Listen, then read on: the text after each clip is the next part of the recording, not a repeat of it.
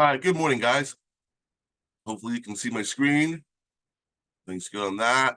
There we go. So we're doing market equilibrium and consumer and producer surplus. We've already covered consumer and producer surplus, but we're adding some more stuff to it, okay?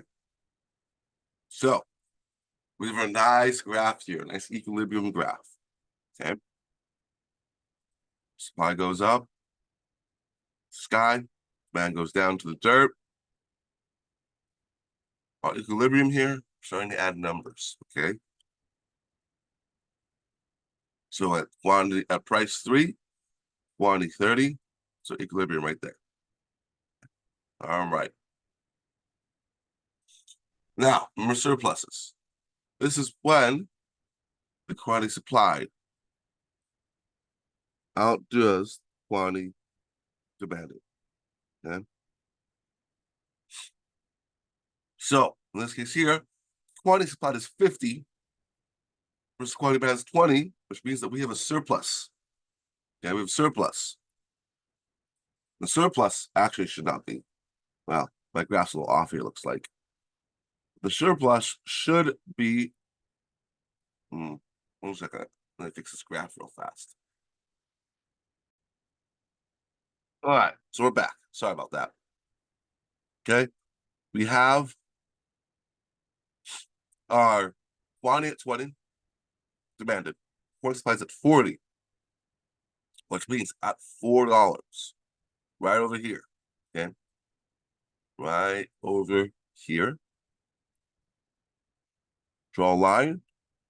We notice that there's going to be a surplus. Right? You draw a line across, that's a surplus. That's my graph.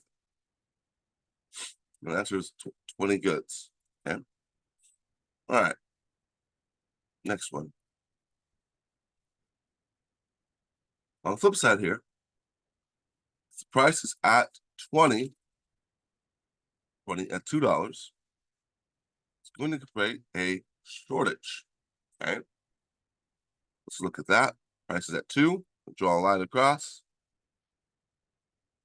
And oh my gosh, look. There's only 20 supplied because people don't want to do it for cheap. But so many people want it at 50. So create a shortage of 30 goods. Okay.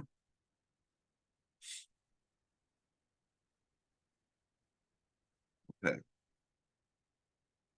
So now we've seen a shortage and a surplus. One of those priced at $1. Oh boy, that's gonna be a problem, right? For at $1, it's gonna be more of a shortage. See, right here, $1. Do a line across again. We would label that a shortage.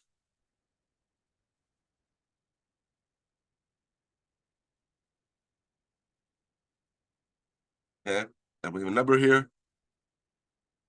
We take this quantity, that's the quantity demanded, 80, minus the quantity supplied, 10. That means 70. 70 is our answer. Hopefully that helps you quantify shortages and surpluses, okay?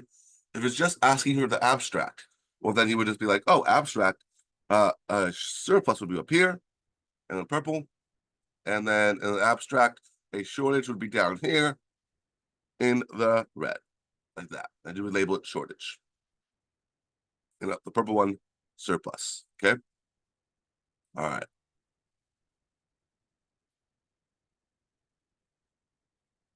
So when there's a surplus, it's when things go on sale because I have too many left over. When there's a shortage, it's time for me to raise the prices because people want it. Okay. Okay. So we have this market shown on the graph above at a price of $5. There will be. Okay. So we see at equilibrium. Okay. Equilibrium. $4 here. So 5 would just be a little bit above that, like here. And then we go over, and oh my gosh, if it's above the line, this means the supply exceeds the demand. The quantity supplied exceeds the quantity demand. which means we have a surplus. Okay, surplus. And that means to get this equilibrium, price has to fall. Okay, great.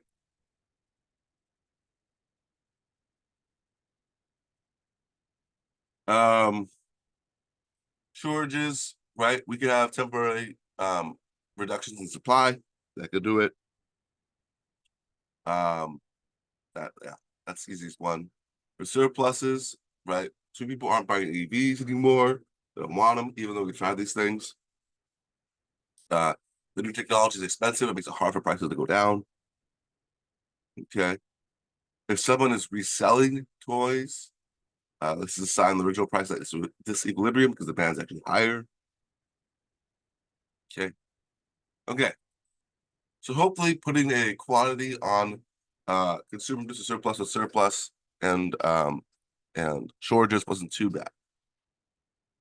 Here's the harder one, but I'll be pretty lenient. Also, for those who are going to test on Friday, there will not be a test Friday. It'll probably be on Tuesday. Okay, maybe Monday, most likely Tuesday. Depends when I come back. Hopefully tomorrow. Okay.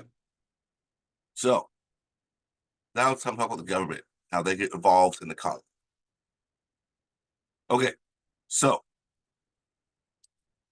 who likes the idea of having a price ceiling on gas so price never goes over $2 per gallon? I do. Do you? We all do. Okay. Can the government fix prices? Okay. This has been a very prominent thing about price gouging, keeping keeping producers from raising prices too high. So this is called a price ceiling. If you say gasoline can't be above a certain price. So let's put that in practice. Let's say gas can't be above $2. Well, we draw a line here, and oh my gosh, what did we just create? A shortage. So, did this help consumers? Well, for the first 20, it sure did. You got cheap gas. But if you're everyone else, no. So, price ceilings did not help consumers in this case. Now, we are in what we call a perfectly competitive market. There might be some other market shenanigans going on that might make price ceilings useful. But for this unit, they'll make things inefficient. And that's not good.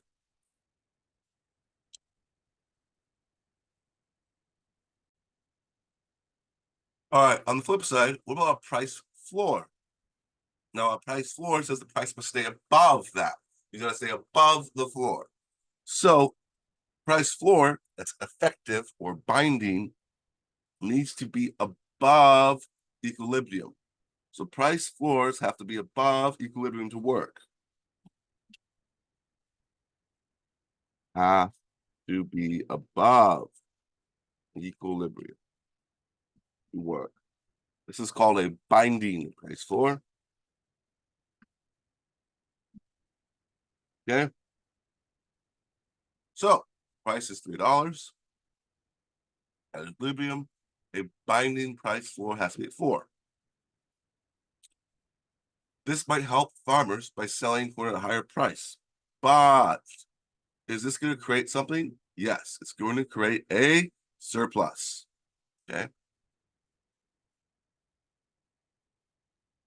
All right. Practice these 2 questions real quick. I'll give you a minute. All right. First one is D. Okay. If a legal price floor is placed below free market equilibrium, okay, so let's really quick to that real fast. Let's go make this look good.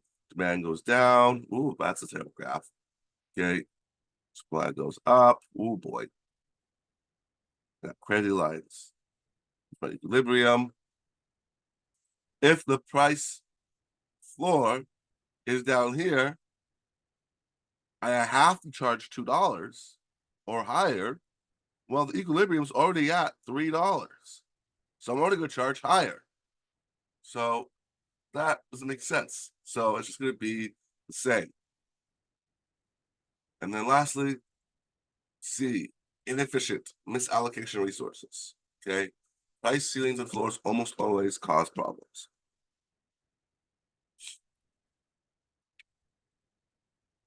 Okay. Consumer surplus, producer surplus. Here we go. An efficient market maximizes both of these. That's the goal. But notice, put a price ceiling here. Okay. This is going to cause a mismatch of resources. Okay. If we have a price ceiling, this means that only this many things are going to be sold or produced technically and then sold. And that's bad because this means this area here, not shade,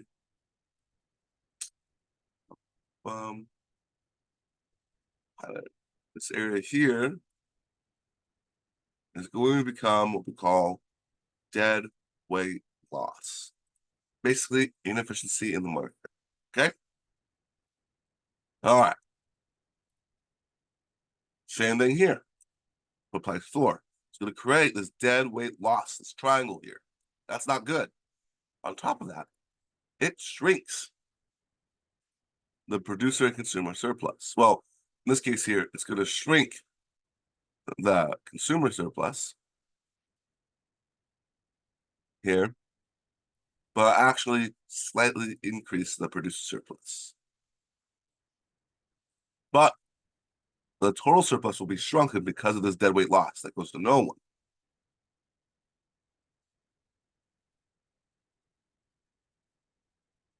All right.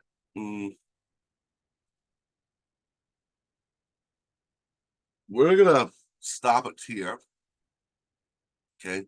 You don't need to worry about these other big scary ones here. I will come back and teach this tomorrow, and we will really go over everything, including we'll trade afterwards. Okay. Don't fret.